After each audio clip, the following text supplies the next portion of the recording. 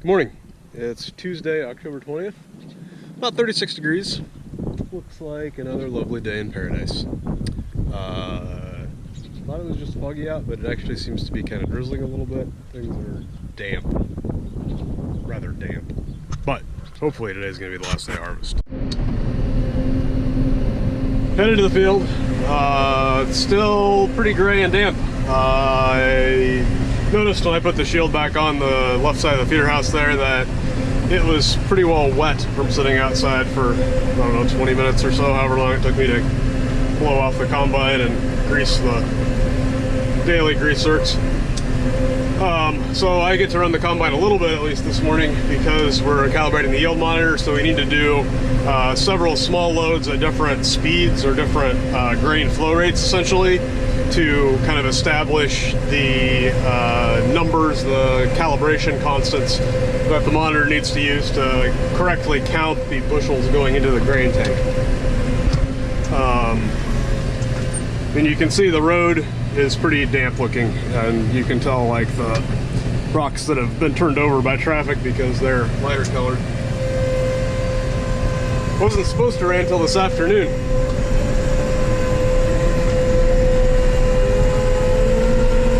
I was hoping that we would be done by then, but I guess days like this are why we kind of push when the weather is good, because you know stuff like this is eventually going to come, and any crop that you can get taken out on a sunny day in September is a day that you don't have to deal with damp, wet, cold in later October or November.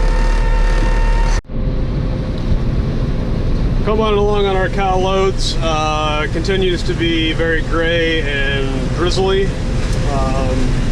Enough water on the mirrors that I can't really use them, and quite a bit on this right side window also, because I've pretty much been making all my passes this way and then deadheading back to the weigh wagon. So this is one of the slower passes. Basically we're trying to keep a constant flow rate at a given flow rate, and then see how much that weighs, and then give the monitor several instances of that at different flow rates, and then it should be pretty accurate. The loads so far have mostly been within 3%, and some of them were within 1%. So, I mean, we weren't off a lot, but it seemed like the monitor was slightly undercounting bushels. I think the moisture sensor might be off a little bit also, at least based on what we were taking into the elevator. So some of the stuff that we took out early might be a little bit low because the moisture was off, so it calculated shrink wrong. But getting something done. Not really very much left in this field, so I'm still optimistic that we'll get done today, as long as it doesn't start raining significantly more, but I don't think that it's supposed to. On the other hand, it wasn't supposed to rain at all until this afternoon, I don't think. So, I don't know, we'll see. So this is the other problem with drizzle like this, is that the wagons get wet and then the corn sticks to the sides and doesn't run out. Hopefully it's going to stop at some point, and then the next load will kind of knock that stuff loose. We'll probably do a little kicking and hitting on the outside of the wagon to try to knock some of it down here in a second too. So we're kind of noticing, we were coming in yesterday, we didn't have any trouble, but it seemed like this last patch that we were on, this hybrid has a lot of ears on the ground. So I was going to kind of look. I mean, this one, some of the stuff that I had noticed earlier in other hybrids that had dropped ears was really pinched down on the shank there. This doesn't really look too bad. I don't see, there's not nearly as much on the ground right here as what we were seeing in some spots. It's always how it works. You get out to look for it and you can't find it.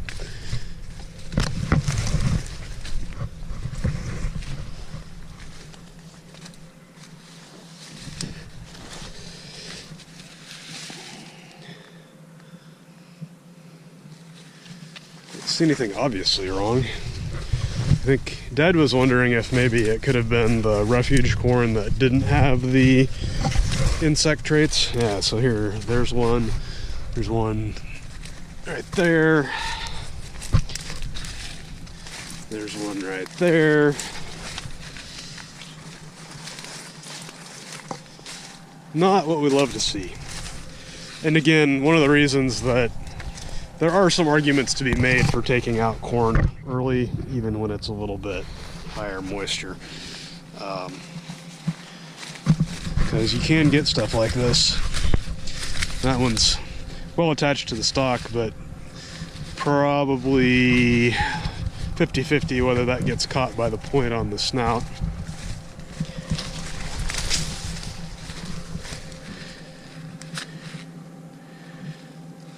I don't know.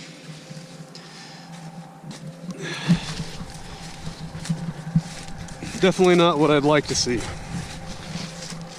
It's still yielding pretty well, but we're missing some. So I had a whole armful of ears and we shucked them all back and kind of checked the base to see if there was any signs of corn borer having like gone up inside the cob, and they're all perfectly fine. Basically like this, everything's intact. I think it must just be a hybrid deal. Several years ago there was it got super dry and windy, and a lot of DuPont related corn dropped ears, especially out in Nebraska, and I had some hybrids that were that way. A lot of the high yielding DuPont hybrids have a pink cob because there's a white cob male that they use for a lot of them, and I think there can be ear retention issues on some of that stuff. This one has not given us any trouble in the past. This is the 3rd or 4th year that we've planted this, I think. Generally had pretty good luck with it, but there's some ears on the ground today.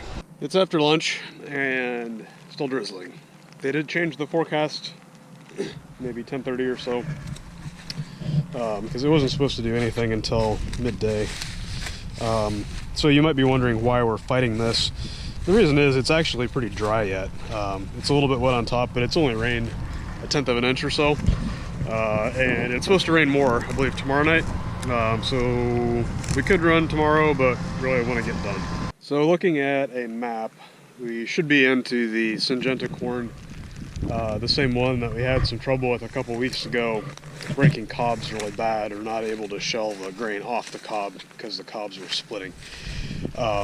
And I'm still seeing a little bit of cobs that are busted longitudinally or split in half, but I don't see any kernels of grain, whole kernels of corn in the adjacent pass. It looks pretty clean. Actually, there's maybe one here or there, but probably not enough we're going to get too worked up about, with given how bad it was threshing before.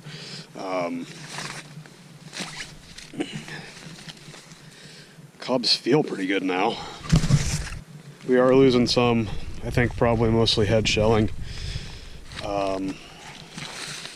It's possible that we could have some kernels sticking to leaves going through the combine, but probably not enough to matter. Still getting some fines.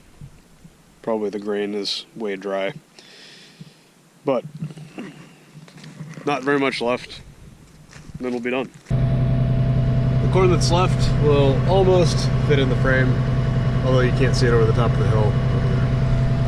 But I think there might be a few long rows left, or there's kind of a ditch that goes out there crooked, so there's some odd ones to the north.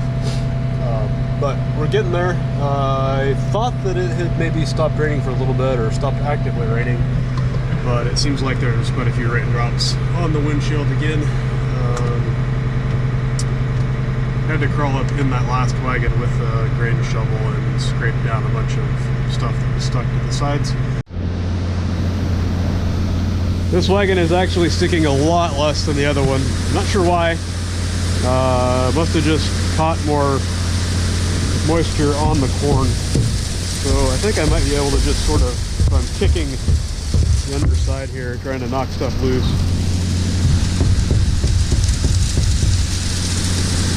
So I think if I just beat on the outside a little bit, hopefully we can get most of that. Maybe I won't have to crawl in there with a shovel.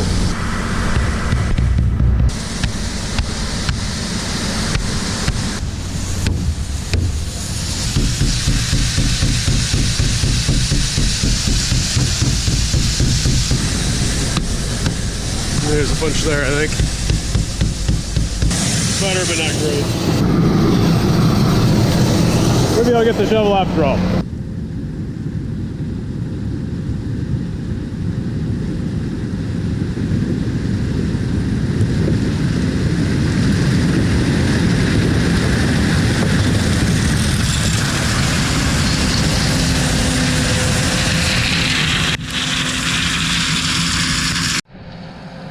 Lining up for the last pass of 2020 harvest.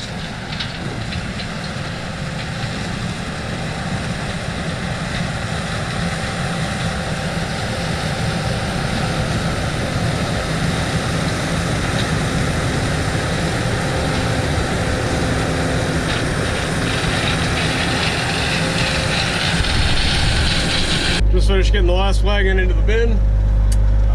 Gonna pull this wagon home, come back and get the second one, and see exactly how much grain is stuck to the inside of the grain tank on the combine, and decide if we're gonna take the auger down now or wait and try to clean the grain tank out tomorrow. Not sure at this point. It is nice to be done. The forecast was not to rain today, so we thought we were gonna be able to roll hard and be dry, and we weren't. But that cornet is a complete disaster. There's wet stalks and leaves crammed into every nook and cranny on the thing, I think. It would be a lot nicer if it was dry to be able to paint. Normally at the end of the season we paint over top of where it's rubbed the paint off the steel and the snoots, snoots, pointy things. So if tomorrow turns out to be warmer and sunny, may regret this running today, but for the time being, we're done. That's good. Got something for you.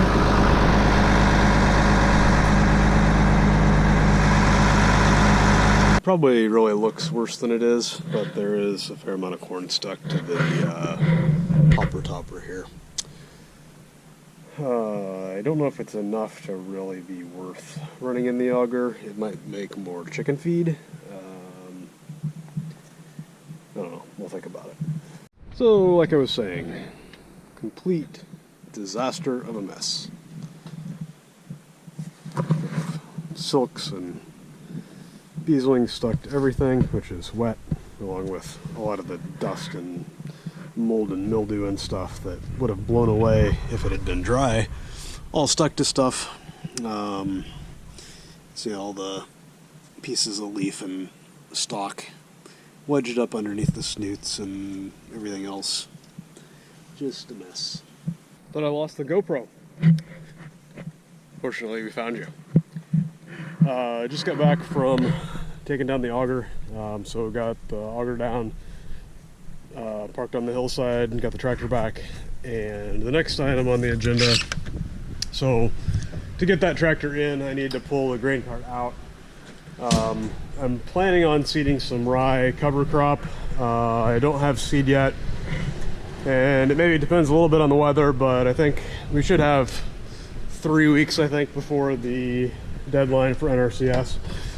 So I'm planning on seeding some, which means I need to get the Hinniker back on the TG so that we can use it to plant with. So I'm not sure how far I'm going to get, but my plan was to get the grain cart turned around and backed in where the tractor is right now, and then maybe take the tractor over and get the Hinniker toolbar and get the toolbar part hooked on the tractor. Probably, I for sure won't hook up the seed cart air delivery thing tonight, but I would like to get the toolbar on the tractor. We'll see. Got the grain cart unhooked, but I think that's where we're going to leave it for tonight. This south door on this shed is not as wide as the east door. I don't know if I've had the Hinniker through this door before, and I don't know for sure that it will fit. I know the center section, or I'm fairly certain the center section is 15 feet, and that will fit, but the wings, I think when you fold the wings up, they don't fold over far enough and you still have the row units sticking out. And I don't know exactly how wide that is. I also need to get the center link put back in the 3-point on this, because I can't pick anything up with just the 2 arms. So I need to figure out where that got stuck in the shop, probably back in the corner. But I think that's going to be a fight for another day, and we're going to close up the shed here and get the combine pulled in the shop and call it a night.